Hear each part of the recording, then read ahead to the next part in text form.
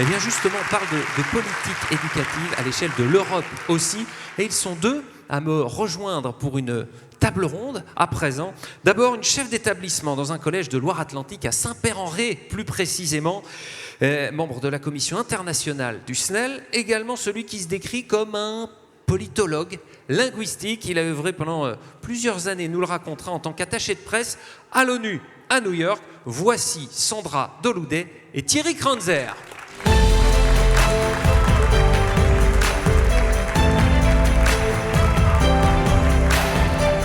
Bonjour à vous deux, je vous laisse vous installer, allez-y. Sandra, Thierry, vous n'êtes pas venus les mains vides, c'est ce que vous nous dites et c'est ce que vous nous montrez. Bonjour à vous deux en guise de première intervention, s'il vous plaît, en sorte de ping-pong. On en discutait à l'instant par les sports avec Yvon Richard. Racontez-nous pour vous et selon vous, pourquoi l'ouverture à l'international est-elle indispensable? Sandra, d'ailleurs par vous.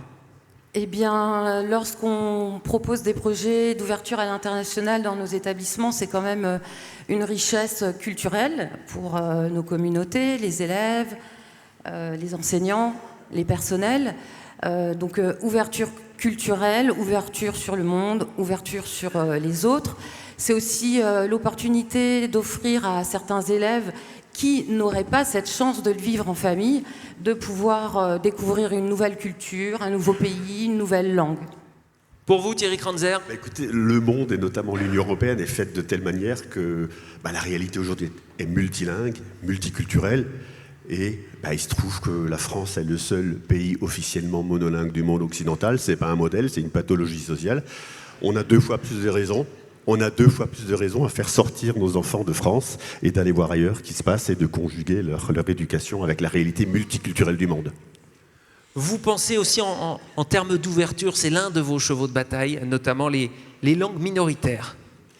Les langues minoritaires, c'est un levier, c'est une clé pour donner de l'émotion, de l'affection déjà à nos systèmes d'éducation et à permettre à nos enfants de se libérer, c'est ce que je disais, je vais être un peu polémique, de libérer nos enfants d'un monolinguisme qui est pathologique. Voilà, on a aujourd'hui 8 régions linguistiques en France, ce sont des fuels, des opportunités de nous libérer d'un monolinguisme, d'autant plus qu'on a un problème mécanique avec le français, on en parle très très peu.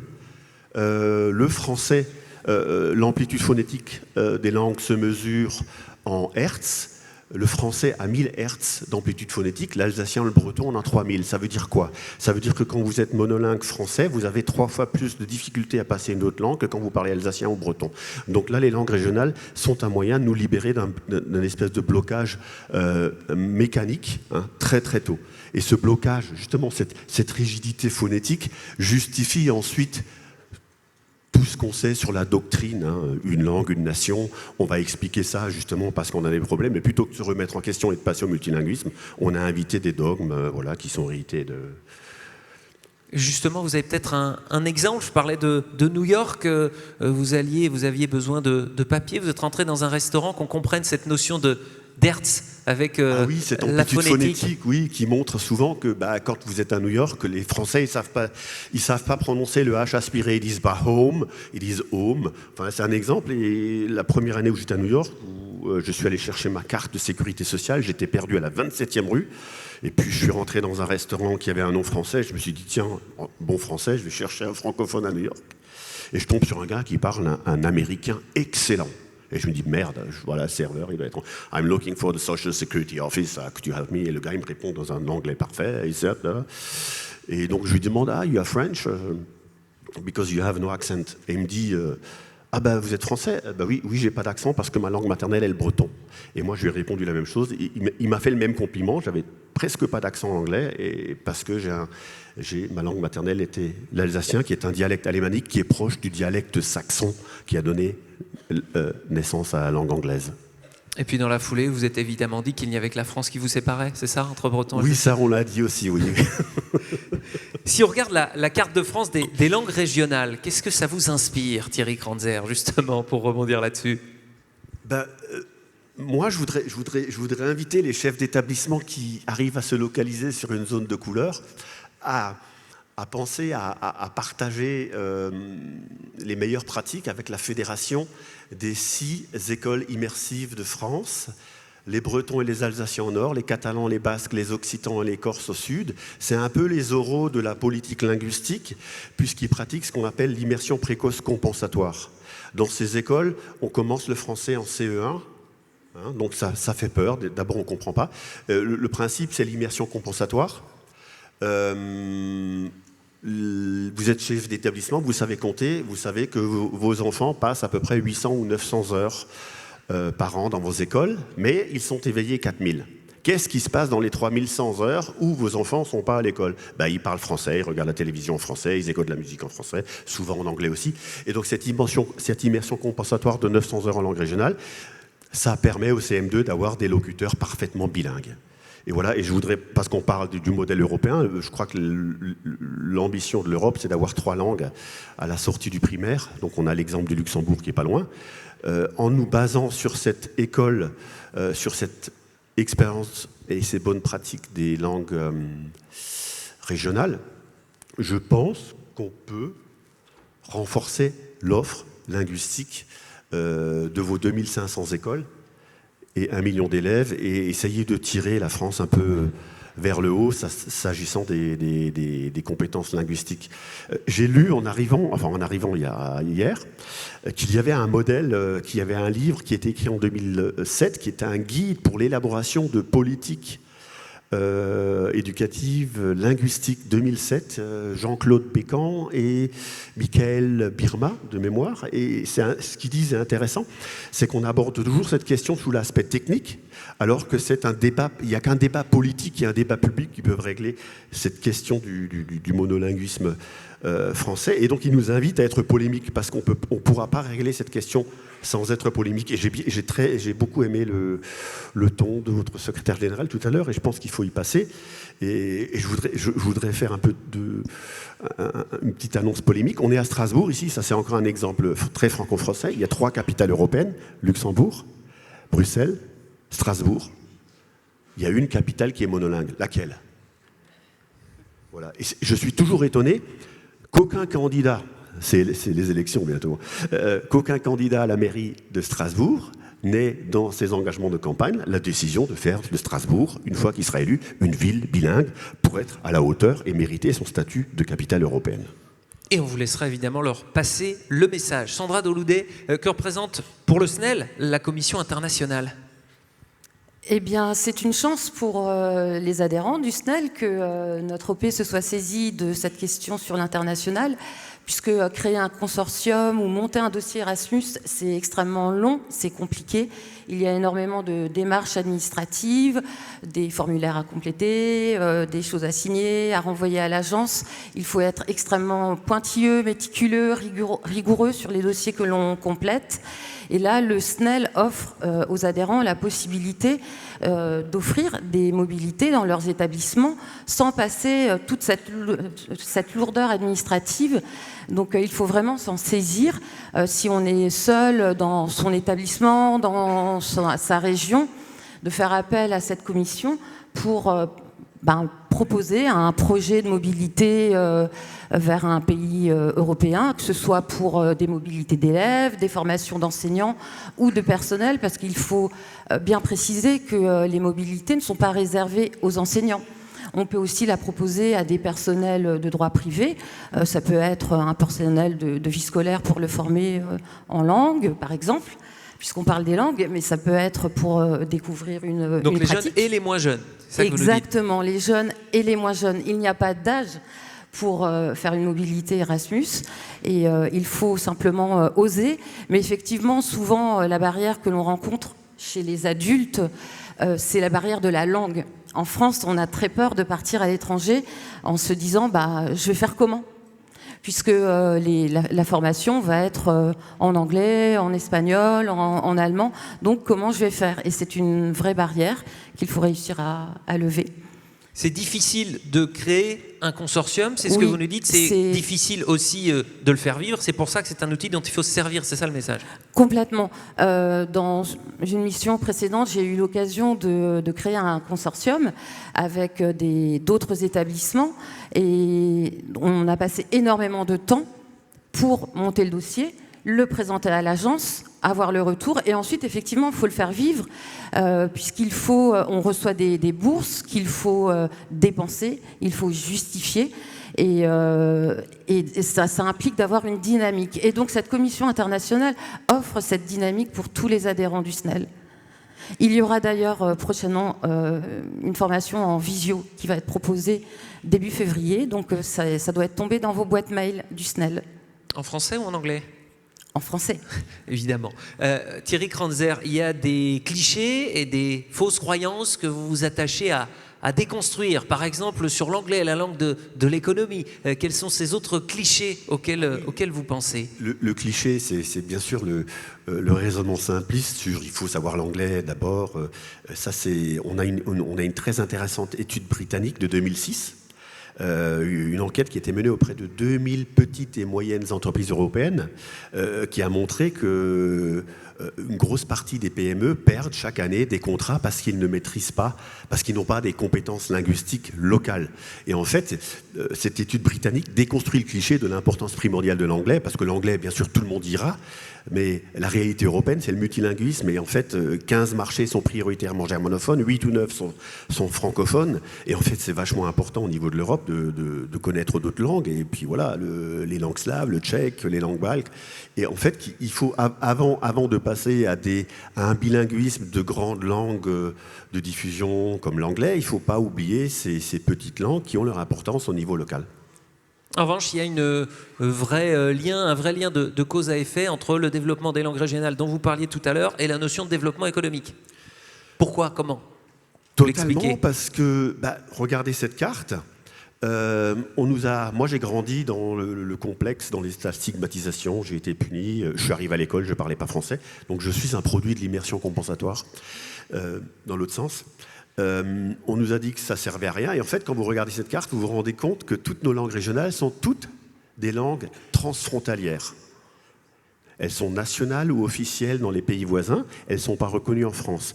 L'alsacien et l'allemand, le plate mosellan, par exemple, le Luxembourg a décidé de faire de ce dialecte la langue nationale du Luxembourg en 1984. Alors, c'est pas inutile pour des Mosellans de connaître leur langue régionale quand on sait que de l'autre côté, il y a des emplois à 6 000, 7 000 euros par mois. À Bâle, le Schweizerdeutsch, qu'on appelle le suisse allemand, c'est de l'alsacien, hein, ils l'appellent suisse, mais dans le sud de l'Alsace, on parle le même dialecte. Si vous voulez être pompiste, on vous demande de parler le dialecte. Être pompiste à Bâle, c'est 3 500 euros par mois. Voilà juste quelques exemples. Le basque et le catalan, le pouvoir d'intégration européenne de cette langue qui est parlée des deux côtés de la frontière. Comment voulons-nous promouvoir l'intégration européenne, l'Union européenne, si demain les Basques du Nord et les Basques du Sud sont obligés de passer par l'anglais pour se parler? Voilà, donc promouvons ces langues régionales, ça sera un ciment d'intégration européenne et de promotion du bilinguisme, ça permettra entre autres de libérer nos petits-enfants du monolinguisme. Là encore, un exemple concret du vécu avec vos amis diplomates luxembourgeois sur la façon dont ils ont grandi, ils ont été éduqués avec les différentes langues et le résultat aujourd'hui. Pour moi, c'est le modèle. Hein. Donc on parle de modèle, on parle de bonnes pratiques. Pour moi, le Luxembourg, c'est le modèle. Immersion en langue luxembourgeoise, qui est un dialecte allemand. CP bilingue français-allemand. Et puis l'anglais en CM2, vous voyez, et donc j'ai eu la chance de faire partir de l'équipe de foot des diplomates luxembourgeois de New York. Et donc j'entendais ces gens passer, quand ils discutaient ensemble à la mi-temps, ça parlait luxembourgeois, je suivais un peu grâce à l'alsacien. Ils intervenaient en français aux Nations Unies dans un français somptueux. Et quand on allait boire des coups, ils avaient de la presse allemande, ils lisaient la presse allemande, ils préféraient lire la presse allemande qui ils disaient, elle était plus factuelle que la presse francophone. Voilà, donc c'est fabuleux. Donc, et là, c'est tout le monde, hein. C'est pas de l'élitisme, hein. C'est tous les enfants de luxembourgeois sont baignés. Donc voilà. Alors, on sait quoi faire à notre porte. Au sud, on a la Suisse alémanique, 4 langues officielles. Une étude a montré que 9% du PIB suisse était lié au multilinguisme. 9% du PIB. On parle des études fiables de l'ONU. Hein, c'est pas vous qui direz le contraire. Avec l'exemple que vous donnez des diplomates luxembourgeois qui lisent la presse allemande, mais qui regardent les JT, journaux télévisés en français. Sandra, un mot aussi sur les clichés aussi que l'on est en train de déconstruire, et Thierry Kranzer le disait à l'instant. L'expérience montre que pour les séjours européens, il n'y a pas que les élèves les plus vieux, les plus âgés en tout cas, qui sont les plus intéressés. Il y a des exemples chez vous qui le montrent. Tout à fait. Au mois de juin dernier, donc... on va voir, il y a des photos apparaître. Alors, qui sont-ils ? Ce sont des élèves de 6e donc du collège Saint-Roch qui sont partis au mois de juin dernier en Allemagne chez notre partenaire allemand à Zommerda. Alors je vais vous raconter un petit peu l'histoire de la création de cet échange. Parce que vous avez été surprise. Tout à fait, tout à fait. Je ne pensais pas qu'autant de parents auraient répondu favorablement en 6e de laisser partir leur enfant en train jusqu'à Erfurt en Allemagne. C'est très loin. Donc nous avons créé un partenariat avec un établissement scolaire à Zommerda, et je suis allée en visite préparatoire avec l'enseignante d'allemand et la référente Erasmus+. Et les enseignantes allemandes nous ont parlé d'un projet qu'elles mènent tous les ans dans leur école, qui s'appelle la Semaine de l'Europe, au cours de laquelle elles invitent des élèves hongrois, italiens, de différentes nationalités à venir vivre une semaine de l'Europe. Et ça concerne, c'est l'équivalent des CM2 chez nous, dans leurs écoles. Et elles nous en ont parlé, si on était intéressés. Donc moi, comme je l'ai dit tout à l'heure, je trouve que c'est une réelle chance pour nos élèves de pouvoir partir. J'ai dit, moi je veux bien qu'on lance ça dans le collège pour nos 6e, sans garantir qu'on aura suffisamment de participants. Il fallait au moins 12 élèves. Donc en rentrant, j'ai fait... Vous avez combien de viviers? Combien sont dans le vivier et combien de réponses vous avez eues? Alors j'ai 140 élèves de 6e et j'ai eu une cinquantaine de réponses favorables de parents qui sont venus à la réunion d'information en sachant qu'on avait au maximum 14 places. Et effectivement, les parents étaient emballés. Parfois, les parents étaient frileux et c'était les enfants qui ont pressé leurs parents en disant « mais moi, j'ai envie d'y aller, je me sens prêt, je me sens prête pour partir ». Donc, ils ont passé une belle semaine de l'Europe avec des Allemands, des Italiens, des Hongrois. Des retours en particulier, justement, que ce soit des élèves, vous voyez Oui. Dans quelle mesure ils ont évolué, ou alors des parents? Alors, ils se sont sentis grands, déjà, parce qu'ils ont fait un voyage long en train qui a nécessité des correspondances. Ils étaient seuls dans leur famille, donc quitter leur foyer, et puis passer cette barrière de la langue aussi, de pouvoir se comprendre et se faire comprendre par des camarades du même âge, alors qu'on ne parle pas l'allemand ou l'italien ou le hongrois. Donc c'était une très belle expérience. Je pense qu'ils ont gagné en maturité et en plein de choses. Et c'est permis par des outils dont on va parler dans un instant. Je rappelle que vous avez la possibilité, via l'excellente appli Snell Event, de nous poser des questions. N'hésitez pas, Thierry Kranzer par exemple, ou à vous, Sandra, par rapport à la Commission internationale. Quels sont ces outils qui existent, et ces dispositifs? On les méconnaît parfois. Pour moi, il y a le meilleur dispositif, c'est l'échange de pratiques. Je le répète, on a ce modèle de la Fédération des écoles associatives en langue régionale. Le meilleur dispositif qui existe, c'est de le transposer ailleurs. Et nous, on a un superbe document qui est un rapport des Nations Unies du 7 mars 2005. J'ai eu la chance d'assister à la publication de ce document, qui fait un inventaire de tout ce qui se fait dans le monde en matière de bonnes pratiques. Et c'est intéressant, ce rapport conclut la chose suivante. Alors c'est compliqué à comprendre pour un Français. Ce rapport conclut que là où il y a une langue minoritaire, régionale ou autochtone, la qualité du système d'éducation à la fin du primaire est proportionnelle au taux d'immersion dans la langue minoritaire. Attendez, vous nous la Je vais refaites? peut-être répéter, je vais la refaire. Partout où il y a une langue minoritaire, régionale ou autochtone, les résultats des systèmes d'éducation à la fin du primaire, CM2, sont proportionnels au niveau d'immersion dans la langue dite minoritaire ou régionale. C'est extrêmement compliqué à comprendre pour nous. Ça veut dire que la qualité de maîtrise du français sera proportionnelle au taux d'immersion dans une autre langue dans les 8 premières années de la scolarité.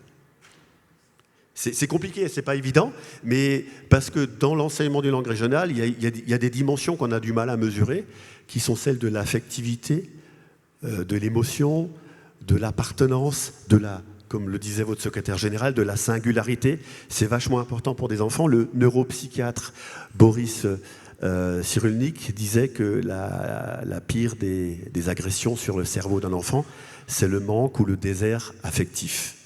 Là, on n'est plus dans des choses très rationnelles, enfin, c'est scientifique. Et quand on a introduit une langue dite régionale, familiale, là, on a introduit des valeurs. On a une étude américaine, ce rapport du 7 mars 2005 s'appuie sur une étude américaine qui est sans précédent dans le monde, au regard du nombre des effectifs qui étaient testés. C'est l'étude Thomas et Collier, C-O-L-L-I-E-R, qui a été menée dans les années 90, qui a porté sur 210 000 enfants aux États-Unis, en distinguant milieu rural, zone urbaine. Et en fait, les Américains sont très très en avance sur l'enseignement, sur l'accueil dans les langues dites migrantes. Et on se rend compte, grâce à cette étude Thomas et Collier, 210 000 enfants, une étude qui a porté sur 5 ans. Pareil, là où on avait introduit la langue maternelle des enfants, migrante des enfants, les résultats en mathématiques et en langue anglaise sont au-dessus de la moyenne. Voilà, c'est des choses qu'on a encore du mal à comprendre, mais l'enfant, il ne fait pas de politique quand il va à l'école. L'enfant, il n'est pas fait pour parler une langue. La nature humaine est faite de façon à parler toutes les langues du monde. Là, il y a la symbolique de Pentecôte, et Dieu qui amène la diversité linguistique. Je vous donne juste un petit exemple. Pensez au 3-7. Pensez au 3-7. Le fœtus commence à comprendre la diversité linguistique à partir du 7e mois dans le ventre. Vous pouvez commencer à parler en alsacien, en breton, à votre fœtus à partir du 7e mois, il va distinguer. Cette capacité de l'être humain à parler toutes les langues du monde commence à s'amenuiser à partir du 7e mois. C'est-à-dire qu'avant de commencer à parler, le bébé va déjà perdre des capacités à prononcer d'autres langues parce qu'il ne les entend pas. À 7 ans, c'est trop tard. Alors de quoi on parle? On parlait hier dans le cadre du débat sur les compromis. L'importance, c'est d'avoir une approche partagée des enjeux. C'est déjà bien d'avoir une approche partagée de ces enjeux-là, qui sont des enjeux mécaniques. 7 mois dans le fœtus, 7 mois à la naissance, on commence à perdre la capacité de comprendre toutes les langues du monde. À 7 ans, c'est un peu trop tard. Voilà. Boris Cyrulnik disait on essaye de reporter sur ses enfants tout ce qu'on n'a pas eu. Voilà, il a vulgarisé le concept de résilience. Moi, c'est pareil. Moi, je me suis fait taper dessus. Quand j'étais petit à l'école, j'ai eu des claques parce que je parlais alsacien. Aujourd'hui, mes enfants ont 4 langues maternelles. Voilà, ils ont été scolarisés aux États-Unis. La maman parle français, moi je leur parle alsacien. Et de facto, ils sont devenus des germanophones pratiques. C'est ma façon de me venger sur l'histoire que j'ai eue. Et je reviens sur le rapport Collier, vous l'enverrez donc à Donald Trump. Peut-être ça lui fera un peu de lecture. Je veux quand même dire une chose, c'est une première dans l'histoire des États-Unis. Les États-Unis n'ont pas de législation sur la langue officielle, mais de facto, ils sont bilingues. C'est-à-dire quand vous appelez une administration, vous avez Press One for English, Oprimados para Espagnol. Quand vous habitez à New York, où j'ai habité pendant 20 ans, les documents pour les écoles vous sont envoyés en 7 ou 8 langues. En fait, ils font des études. Ils regardent quelles sont les origines ethniques des gens qui habitent dans un quartier. Ça, c'est une leçon de démocratie. Et vous avez des documents pour inscrire vos enfants à l'école, 7, 8, 9 langues, en fonction de ce qu'ils ont repéré comme locuteurs. Donald Trump est arrivé au pouvoir pour la première fois de l'histoire. L'espagnol à la Maison-Blanche ? Ouais, c'est terrible. La première chose qu'il a faite, il a débranché le site internet espagnol de la Maison-Blanche. Voilà. Donc, monolinguisme, autoritarisme, enfin, centralisme, jacobinisme, on est là. Sandra, plus pragmatiquement, on parlait des outils à disposition. Il y a la question des coûts, directement liés aussi avec le programme Erasmus+. Ce ne serait pas la même chose s'il n'existait pas. Quelle différence il y a? C'est un vrai avantage de pouvoir en bénéficier en termes de Complètement, coûts. puisque si je reprends l'exemple des élèves de 6e qui sont partis au mois de juin, entre le transport, l'hébergement, toutes les visites, c'est un séjour qui a été facturé à 150 € aux familles. Parce que grâce aux bourses Erasmus, on a compensé tout le reste. Sachant qu'en plus Erasmus donne des fonds supplémentaires pour des élèves boursiers par exemple, ou des élèves à besoins particuliers, des élèves qui seraient en situation de handicap, il est possible de les faire voyager puisque Erasmus peut permettre de compenser ce genre de coûts. J'ai eu dans un précédent établissement un élève qui était en fauteuil et le coût de transport d'un fauteuil est extrêmement élevé, eh bien Erasmus peut permettre de compenser ce genre de choses. Et donc ce qui est vraiment très riche là-dedans, c'est que même les familles qui ont le moins de moyens financiers peuvent aussi se permettre d'autoriser leur enfant à participer à une mobilité. Je reviens aussi sur l'âge, j'en ai pas parlé tout à l'heure, mais dans des écoles autour de moi, et notamment une école dont Béatrice, la collègue, est pas loin, elle est dans la salle, elle va emmener ses élèves de CM2 aux Pays-Bas, je crois. Une autre école emmène ses CM2 en Italie, donc il n'y a pas d'âge, c'est jamais trop tôt pour leur faire bénéficier d'une mobilité Erasmus. On peut y aller. Thierry Kranzer dirait même c'est trop tard parce qu'ils ont passé 7 ans. Oui, bien sûr, je suis d'accord. Non, mais il n'est jamais trop tard. Mais c'est vrai qu'envoyer un enfant de collège, j'ai parlé hier soir avec, je crois que c'était Bordeaux, ouais, franchement, ils envoient des élèves en Nouvelle-Zélande, en Chili, c'est magique, quoi. Vous allez changer leur vie, il n'est jamais trop tard. Mais comme me disait un service que j'ai appelé cette semaine, j'avais une thème au téléphone, il m'a dit ce qui est fait n'est plus à faire. Et c'est vrai que si c'est fait au primaire déjà, ça nous facilite la tâche après, mais il n'est jamais trop tard de bien faire. Toujours dans cette idée de long terme et de l'international qui doit infuser, il y a des outils qui existent déjà aussi à disposition des chefs d'établissement, par exemple, en France? Oui, donc ça c'est une invitation à créer un pont entre le SNEL et la Fédération des écoles en langue régionale. Elles ont quand même réussi à créer un institut de formation. Ça s'appelle un institut de formation des langues de la République française. Voilà, donc c'est la fédération des écoles en langue régionale, c'est 15 000 enfants, c'est 185 écoles. Là, il y a une expérience à partager et ils ont mis en commun leurs ressources pour faire un institut de formation qui se trouve à Béziers. Et donc là, ils arrivent par cette mise en commun de moyens, ils arrivent à avoir, c'est pas grand-chose, 250 000 €, 300 000 € d'argent de l'État chaque année pour faire des formations complémentaires en langue régionale, des formations qui sont complémentaires à la formation initiale. Pour moi, il y a là peut-être un partage d'expérience dont on pourrait s'inspirer les 2500 écoles et 1 million d'élèves du SNEL, parce que je crois que le SNEL sous-estime sa capacité à influer sur la politique française, parce que ces 6 fédérations d'écoles ont réussi quand même à obtenir une loi, qui est la loi Molac en 2021. Voilà, donc si ces 6 fédérations d'écoles, 14 000 enfants peuvent obtenir une loi, j'imagine que pour les dossiers relatifs au SNEL, cette mise en commun peut renforcer un levier qui va nous permettre de tirer les choses vers le haut plutôt que un nivellement jacobin vers le bas et qui fustige, stigmatise cette singularité qui nous définit. Voilà, soyons unis. Soyons fiers de nos appartenances. On vit dans un pays où revendiquer une appartenance devient suspect. Je veux dire, battons-nous, soyons fiers de ce que nous sommes. Je crois qu'il y a un pont à faire là. Il y a cette... Vous pouvez l'applaudir si vous voulez. Je voyais que le message porte. Thierry Kranzer, cet outil, cet institut de formation à Béziers et les sous qui vont avec, 36 000 € pour la création de postes, c'est ça le message derrière ça aussi. C'est l'exemple alsacien qui doit inspirer. Alors je sais que Madame Krust va arriver au bureau national et là elle a des choses à partager avec vous. Je vous donne un exemple, les moyens, on parlait de moyens financiers. Quand une école privée ouvre un poste en allemand, il y a 36 000 € qui tombent des collectivités alsaciennes pour ce poste. C'était 40 000, hein. C'était jusqu'à l'année dernière, c'était 40 000.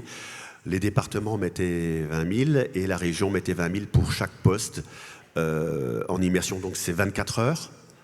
Ce poste doit permettre d'alimenter 2 classes bilingues puisque le professeur fait 12 heures dans une classe, 12 heures dans l'autre. Voilà. Alors je sais que ça n'existe pas dans le reste de la France, mais c'est quelque chose qui nous a permis de monter en puissance. On a aujourd'hui 1400 classes bilingues. Alors qu'est-ce que ça veut dire 1400 classes bilingues en primaire? Ça veut dire que 20% des enfants sont en classe bilingue, 12 heures d'allemand, de l'alsacien si possible, 12 heures de français.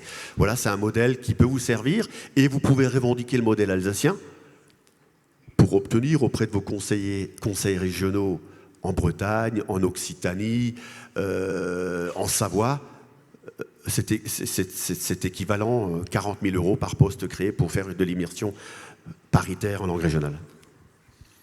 Ça ne sert à rien, à terme. La traduction sera effectuée en temps réel par l'intelligence artificielle, Thierry Kranzer.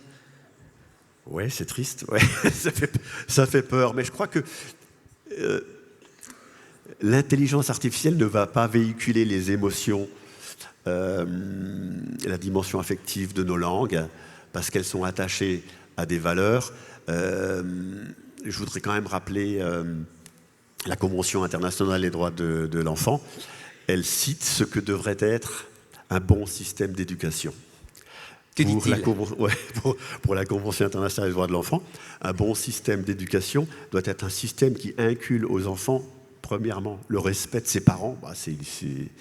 Ça paraît un peu dépassé aujourd'hui dans l'enseignement public. Le respect de son identité, deuxièmement. Troisièmement, le respect de sa langue. Quatrièmement, le respect de ses valeurs culturelles. Vous voyez, on est loin de la maîtrise de fondamentaux de mathématiques, d'histoire-géographie. Donc on est dans des choses qui relèvent de l'affectif, de l'identité. J'aime bien un proverbe juif qui dit ce qu'il faut donner à nos enfants, c'est des racines et des ailes. Et je pense que les ailes ne vont pas sans les racines. Il y a votre réaction, je vous vois acquiescer, Sandra, par rapport à ce que dit au discours de Thierry Kranzer, la façon de le mettre en place au sein de votre établissement, comment vous voyez les ponts, les possibilités évoquées par Thierry Kranzer. Qu'est-ce que ça vous inspire ? La Bretagne, hein, même Nantes, c'est breton. Ça, c'est un autre débat, de savoir si Nantes est... Les palans de la Bretagne, disait Thierry Kranzer sans son micro. Oui, du coup, j'ai perdu le fil. Comment appliquer? Est-ce que vous, en tant que chef d'établissement, là je m'adresse avec cette casquette-là, qui est la vôtre aussi, comment pouvoir appliquer? Est-ce que ça vous donne des pistes ou justement des exemples de bonnes pratiques que vous pourriez mettre en place, où tout le monde a la possibilité de réfléchir aussi ici? Je voulais rebondir sur ce qu'il disait, puisque il parlait de moyens. On est dans une période un peu contrainte. Et effectivement, de rappeler que même sans les moyens, il faut toujours essayer de se réinventer pour essayer de ne pas subir la situation. Et c'est justement cette force qu'on a au SNEL parmi les chefs d'établissement que nous sommes, SNELiens, de revendiquer ces richesses et d'être innovants, de réfléchir, de penser justement pour respecter ces valeurs et ces droits de l'enfant. Donc là, à ce jour, pour les langues en particulier, je n'aurais pas de piste particulière à évoquer ce matin, si ce n'est encore les programmes Erasmus+, mais continuons à être innovants et ne subissons pas ce qu'il se vit dans cette société pour justement offrir le meilleur à nos jeunes. Thierry Kranzer, vous êtes, et vous le disiez, un enfant de l'enseignement libre, un enfant du privé. S'il y avait un message à passer justement par rapport à cette liberté à utiliser pour favoriser l'émergence de ces langues et des objectifs derrière et des conséquences positives. Le message à passer, moi je suis persuadé que cette singularité de l'identité religieuse et cette singularité de l'identité linguistique peuvent et doivent se nourrir dans l'intérêt du meilleur système d'éducation demain. Comme dit, on a l'exemple aujourd'hui